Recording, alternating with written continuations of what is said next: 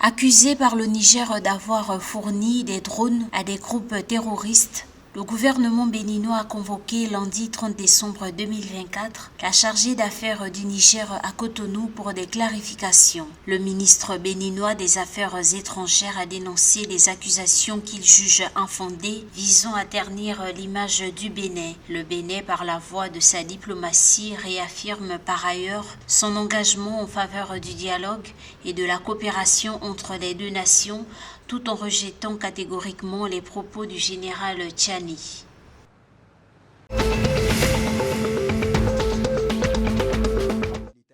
Réunis le 30 décembre 2024 à Niamey au Niger, les premiers ministres du Niger, Ali Lamine Zeine, du Mali, Abdoulaye Maïga, et du Burkina Faso, Rim Talba, Jean-Emmanuel Ouedraogo, ont échangé sur l'avenir de la Confédération des États du Sahel, AES. Cette réunion a permis de dresser un bilan des avancées réalisées et de discuter des priorités pour les mois à venir. L'accent a été mis sur le renforcement des liens entre les peuples des trois nations et sur la feuille de route stratégique de la Confédération.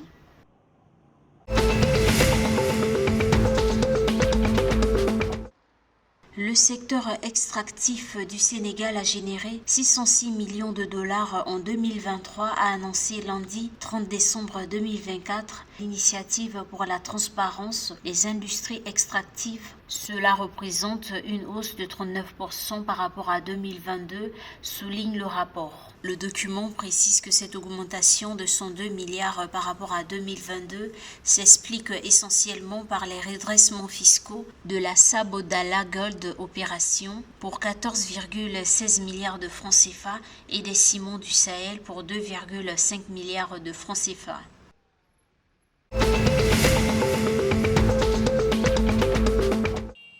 L'Assemblée nationale togolaise a adopté à l'unanimité le projet de loi de finances pour l'exercice 2025. Ce budget s'élève à 2396,6 milliards de francs CFA en ressources et en charges, enregistrant une augmentation notable de 9,9% par rapport aux années précédentes.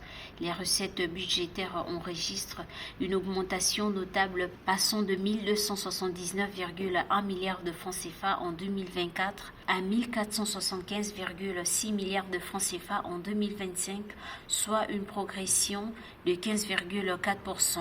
Cette croissance est principalement portée par les recettes fiscales qui atteignent 1200 milliards de francs CFA contre 1042,1 milliards de francs CFA l'année précédente, traduisant une augmentation de 15,2%.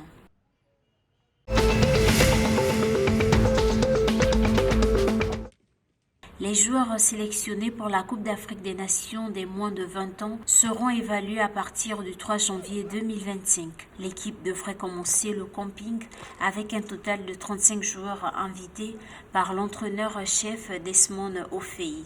Les joueurs invités ont été sélectionnés parmi les clubs de Première Ligue du Ghana pour être évalués. Selon la Fédération ghanéenne de football, cette évaluation s'inscrit dans le cadre des efforts continus de l'équipe technique pour garantir que la meilleure équipe possible aille à la Coupe d'Afrique des Nations U20 de la CAF qui se déroulera en Côte d'Ivoire du 26 avril au 18 mai 2025.